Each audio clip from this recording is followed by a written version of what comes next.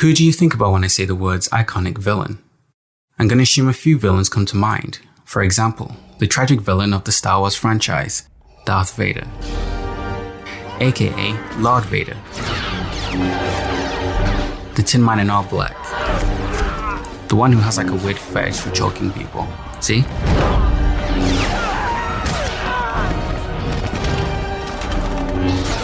Next, a personal favourite of mine, Hannibal Lecter. Also known as Hannibal the Cannibal. How about from the world of comics, the Joker, the antithesis of Batman? Now from one of the greatest shows ever produced, Princess Azula from Avatar: The Last Airbender.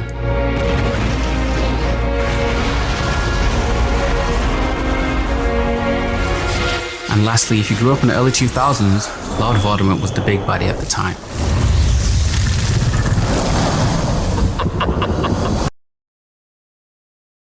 Now if you thought of any of these villains, you weren't wrong at all.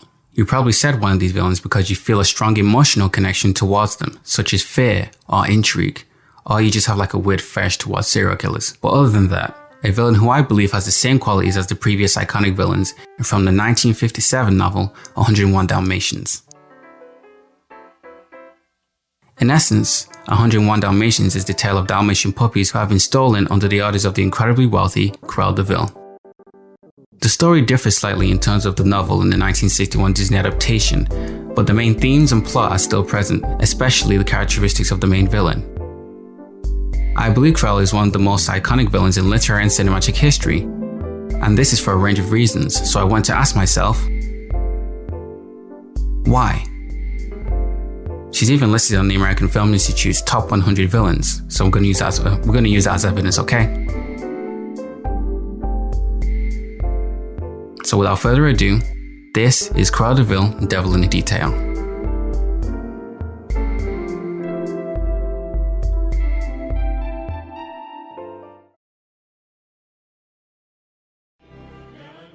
I remember the first time I ever seen Cruella when I was like 4 or 5, and I ran out the room and screamed.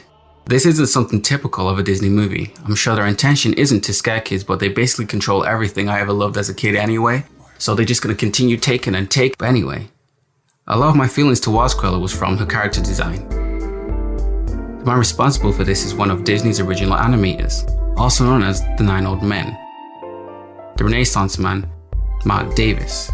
The Nine Old Men, as described in Andreas Deha's book, The Nine Old Men, Lessons, Techniques and Inspiration from Disney's Great Animators, were key to refining the 12 basic principles of animation, something of which were outlined in Frank Thomas and Ollie Johnson's The Illusion of Life, and demonstrated through Mark Davis's animation of Cruella DeVil. So now I will go through each element of Cruella's design and the importance of them in relation to the narrative of 101 Dalmatians.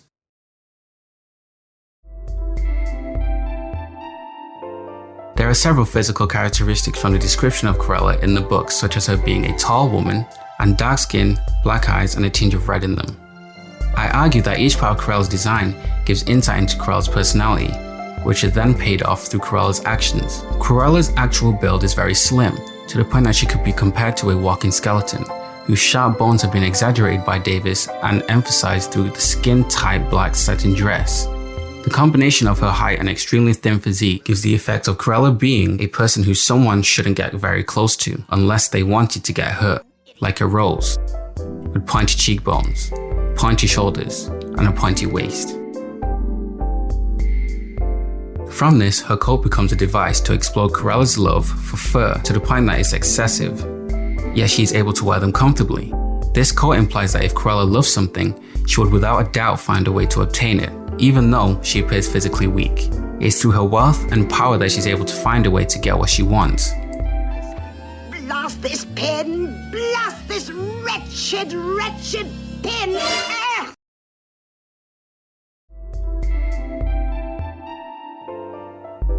Another feature of the character design, which I also believe is important, is the use of color. The coat is white and stainless, which implies that she doesn't do the dirty work herself. The coat is destroyed by the end of the film when her increased agency leads to her downfall.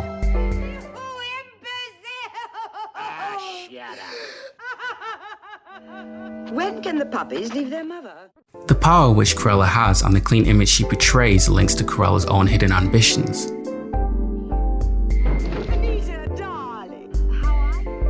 On the surface, the color of red can link to ideas of feelings of passion, lust, and love. But with the previous deductions in mind, Cruella subverts these ideas and shows the negative side of these feelings. The passionate lust towards fur makes her believe she can take the puppies without a moment's notice. She believes that money answers every problem, and this is demonstrated when she asks the Radcliffes, Oh, the whole litter. Just name your price, dear.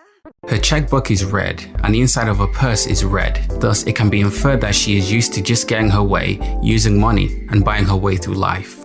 In addition to this, her red gloves indicate Cruella's physical lack of involvement in her crimes. Instead, Cruella sends someone else to do the job so that her hands would stay clean. But this spontaneous action returns to her while she's marveling over the successful job, but is disturbed by Horace and Jasper, who warn her of the wider implications of the crime. They realize this, but Cruella does not, and this leads to her downfall. What? Oh, no, not you, miss. I mean Horace here. Why, you imbecile. Lastly, her lack of awareness leads to Cruella taking matters into her own hands after warnings of police involvement. The inner demons of DeVil are exposed to the audience by the end of the film. But a more subtle form of foreshadowing is made through Cruella's design by Davis. Anita, darling. While the outside of Cruella's coat is distractingly white, the inside of her coat is red. The hidden dark red links to Cruella's hidden agenda of skinning the Dalmatian puppies. But the red is only exposed to the audience when Cruella has outbursts of glee or rage when she doesn't get her own way. Can we just take a moment, please? Just look at Davis's use of follow through and overlapping. Literally every section of the coat has its own personality. It gives a certain weight to it. Please just look at it. I just need a moment, please. Ooh, okay. Anyway, she thought she could buy the puppies as soon as they were born, but the Radcliffes refused, resulting in a tantrum and a quick exit. Money did not work.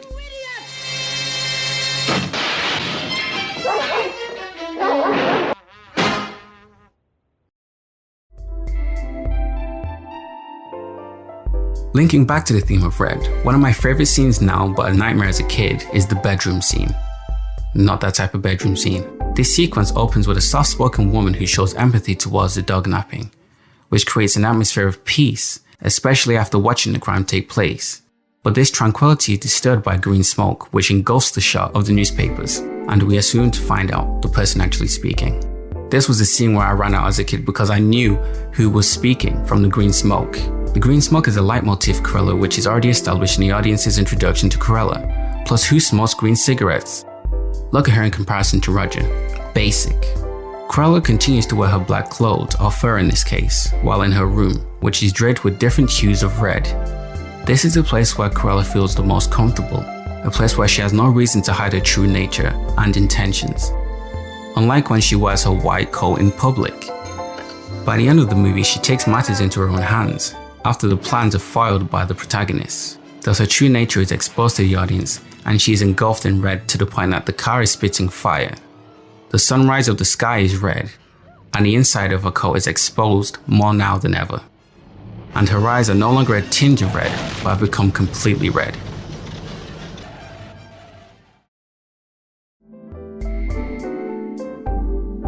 This part of the video is dedicated to how, through the animation of Mark Davis and framing of the scene, Cruella demands attention in every scene she's in. The characters who are already established in the scene become part of the background without any warning or invitation. Cruella's introduction scene establishes this very well. Let her in, Nanny. The scene begins with Pongo saying, 6 months or so, we lived in a small house near the park. A modest little place, but just right for two couples who were just starting out. They're enjoying the married life in their new home, followed by Pongo's point of view shot of outside the window, where neutral greys and browns are highlighted in the sun. There's a small window to see, but there's also like a modern 1960s car. This is a first for a Disney feature. But this piece is short-lived because of the invasion of a loud horn followed by a sports car parking in front of the house. Can we just get a reverse for that? Yep, keep going, yep, thank you. Each component of the car is exaggerated. The burgundy body, red pillar box, high contrast tires, and a dark cockpit underneath the radiator grill. Whoever owns this cow must be beyond wealthy and lives an extravagant lifestyle. The audience is fed information from the protagonist, such as Perdita calling her, then rushing in fear, and Roger being inspired by her appearance to the point that he's able to freestyle on the spot, using words such as scare, evil, chill, spider, and kill. While Cruella blocks the sunlight shining through the door and rings the bell with no answer. Instead, Cruella enters herself with no regard to Nanny, who is pushed behind the door. This is something which also happens when the puppies are being stolen. Oswald Eiton, in his blog post, Colorful Animation Expressions, Coloring 101 Dalmatians, Chapter 3 Cruella DeVil, which is incredible, I will leave a link, highlights that in order to enhance Cruella's presence, not only does she stand in the spotlight, but she is also framed by the burnt curtain. She behaves as if she's on her own stage, plus the use of green for the book, ring, plant, and pillow, which surrounds Cruella, emphasizes the strong colors of her design.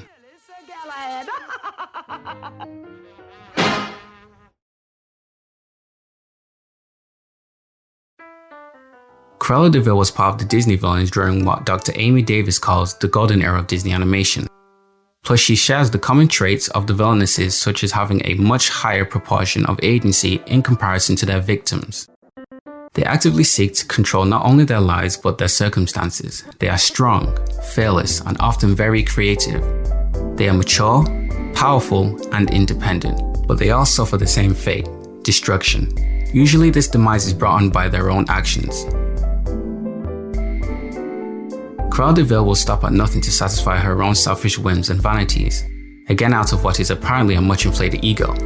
Evil in Disney is not just meanness, it is a symptom of madness, embodying as it does various levels of paranoia.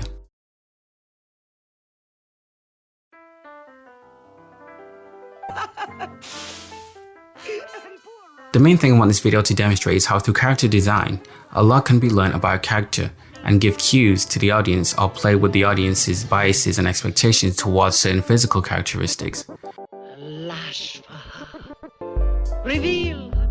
With Cruella design, I was able to create this essay because of how her design linked to Cruella's personality and lifestyle, while the colors became symbolic. / were used to emphasize or de-emphasize a character's presence.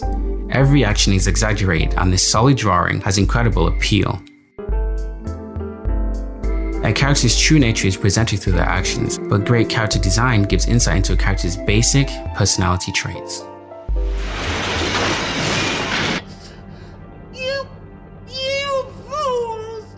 Oh, you imbecile! Shut up. So yes, I really do hope that you guys enjoyed this video, so I'm just going to leave it here. This is Cruella DeVil, Devil in the Detail.